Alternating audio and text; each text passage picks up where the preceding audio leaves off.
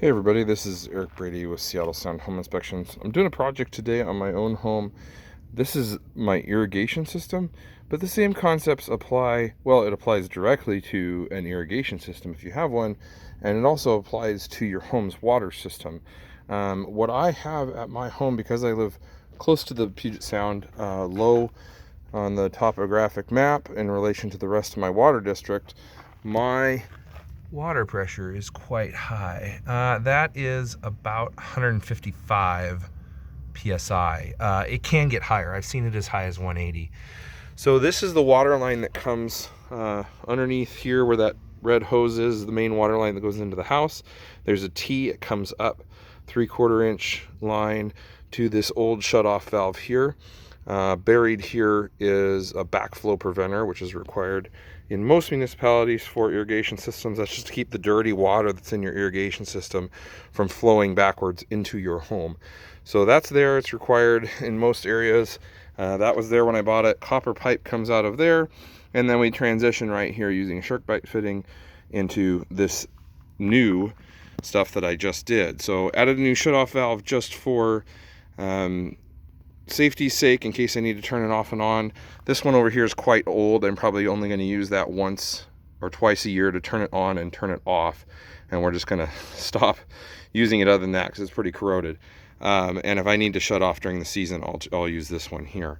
Put in a T, and then I have a hose bib here so that I can, if I want to water by hand, I can use the full 150 psi. Which is really nice. When you have a long 100-foot hose, you can water with that. And then this is a PRV, or a pressure reducing valve.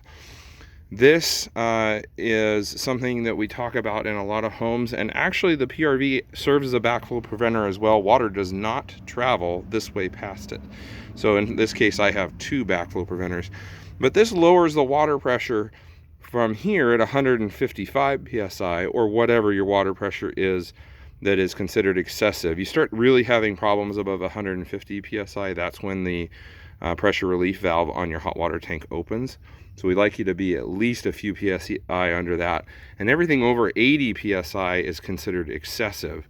Around 100, most people are pretty happy with that, but it starts causing problems above that. So 60 to 80 is what we call in our reports for ideal range.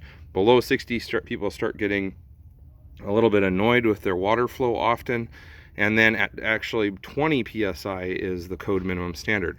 So on the red line here, that is set at 75 psi, which is the highest setting I can set this guy to. Goes over here, and then there's shut-off valves for the different zones in my irrigation system. You can see that I have 3 zones there, and then I have another hose bib ball valve right there, which I was using for full pressure, but I will now be just using it as a reduced pressure line if I need to, or just for a bleeder to when I drain my system at the end of the year. Anyway, the problem I was having is that these valves for your irrigation system are only rated to about 150 psi, but really they're not very happy above about 120, 100 psi, and they were leaking. So I was just getting a slow leak out through the irrigation system because these guys just could not hold back the 155 psi that I've had ever since they replaced the water mains out in front of my house. So I do have one of these PRVs in the house, and that protects the house system.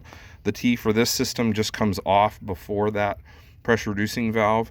Some irrigation systems do it like mine does, where it comes off before. Other irrigation systems come off after. Sometimes your hose bibs come off before. Sometimes they come off after. It just depends on the way your system is set up by your plumber. So in this case, it's just easier to come off with a new PRV than it is to, pull lines back from the house and try and insulate them and all that, because this is all here. I just added onto the copper. So I cut the copper, added 2 SharkBite connector fittings on either end, and then I used a PEX crimp system with the barbs to make it all work. So now I get to adjust my irrigation system. Anyway, I hope that answers any questions you have about what a PRV is. The PRV can be adjusted by this set screw here. This is a mechanical device, and believe it or not, just like any other mechanical device, it has some ranges in which it can operate. The higher the pressure is coming to the house, the more difficult it is to set this at its highest setting. You may have to go back to 65 psi